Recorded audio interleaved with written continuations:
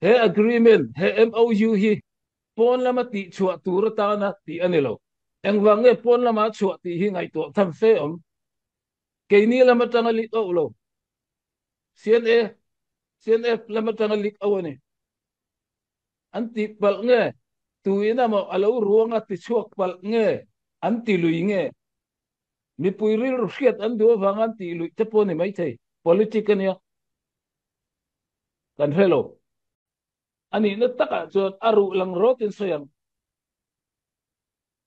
ram chung ram pon om ten kan sipai te ti sak turin sum tam tak ron tho te cheu kan sipai te hi hongo ram veng kim thei tur khopa kan thuam chak chuan CNA hi kan ma mo lo mai thei anh pui kan ngai to lo ke ma ning ten veng him thei ti la chu tiek tur chen mi pui te ron trăng te cheu sum ron tho te cheu kan sipai te kan thuam chak ngai lo ke ma ning kan veng him thei lo ti chu tun tu ma khan kan vai hriat ani CNA kan kop hi kan mi pui te him da tur ani kan nun kho chua thei no tur le kan din chua le thei no tur kol ngau ram a din chua thei no turin thian tha kan zong ani a koi zong hian thu lo la su midang kop koi in du lo chuan sum ron tho la kan sipai te thom chakang miang thom chakang u miang aram chunga thalai tam ta kan om sipai ran lu ta chu enga kan sipai tang sa po nu le pa te nin suai cho ala tang lo te po ron tan ti ro cái mà ni le cái mà ni cái invent him thei chuan midang som le suai lu an tu lo cái invent him zo lo thian kan zo na ngai chu chu ka soi du in fate tu le in fate sipaya ram veng him turun roti ro azar zo le tur chu nang ma ni thawin ne kan ram kan ven him zo lo chuan ni kut noya kan tu le fate ni salan luk vegang kan ram hau sak na eng kim hi ni kuta lu tang kan ram khi chin le na chun golden le na ni ram chavera ni mi zong zong in an i te ni sien open an i wangi min ru na ni mai khi me control an du wang ni nakina zo len te zat are te pon miller an chun tu mang kan in ven him zo ngem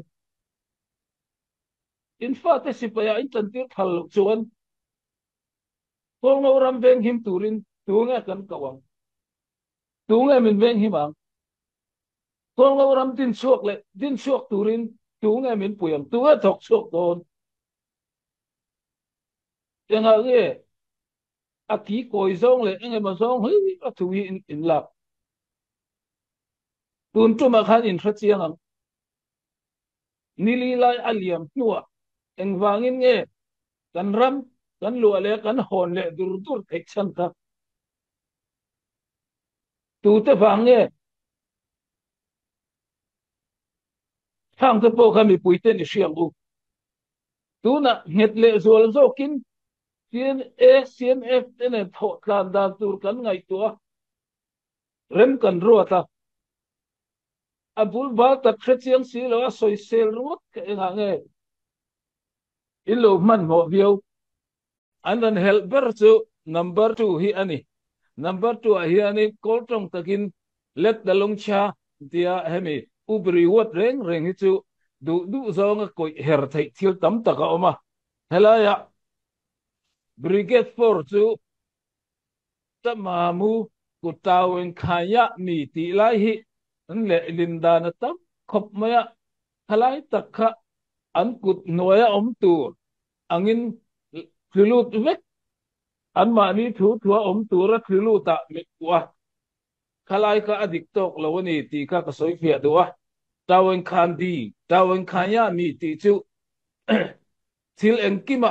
an ma ni ne na thok tang le min hriat pui ani ti na ang chawania te khin na na sarkar masa chin pi ne wan chi chau di pi thong su wan chi chau ku tawan khan di tawan khanya mi ti ni ya pi thong su wan chi khan chin pi ne ro rel be kang ti na ni chong lo wa achunga le ama ro rel da shet pui ton omani ti na chawani tuna CNF brigade for hian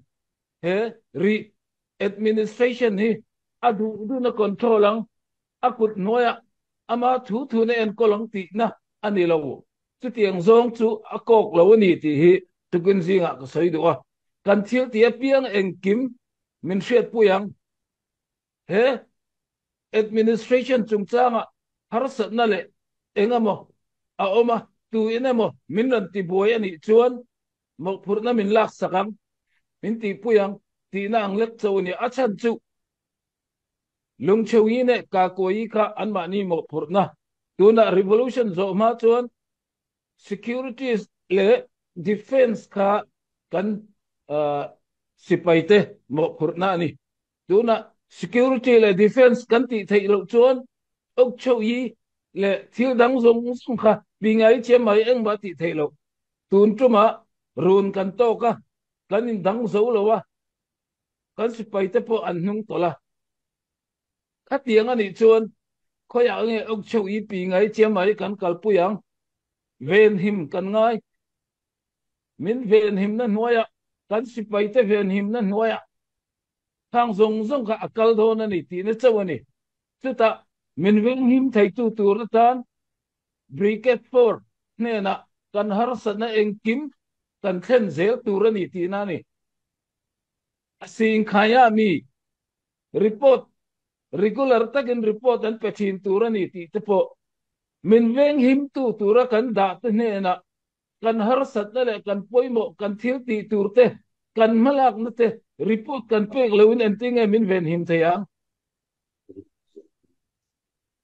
chu ni asoi tum chu an kut noya kan tulu na kan an du dun kan omang ti na ni lo min fiat pui ve kang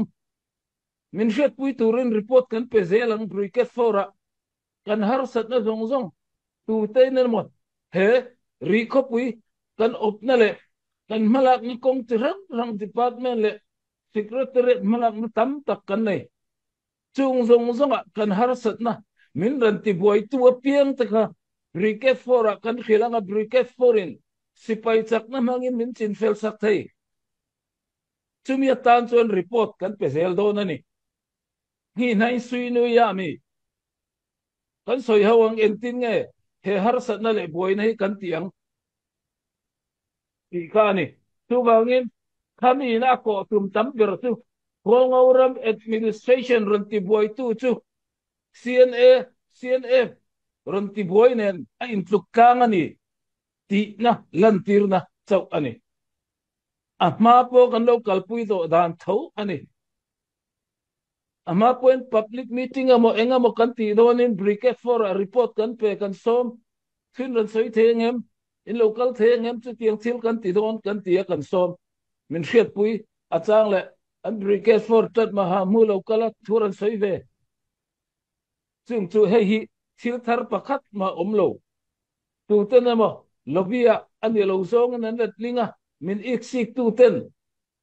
ani lo zong in mi pui an fui pora boy khop mai confidential an nan soi fia tu la kan soi lang zok anga tun tum boy na enroll chu CNO CNDF le keini HPO CDF hol ngo ram le CNF CNA te kan ni ke mani pol pathum ceasefire agreement zia nge ngai ti boy to lo turin chu chu Mizoram lama advocacy group te na min nur na ani chu mi trapa chuan pakata te hian re administration le defense chu CNA 10 Chin National Council alopian chu ma chu mo phurna an lang ti telani chu su kan du lo wangin kan wakala kan soi hawani nile ngin kanin hiala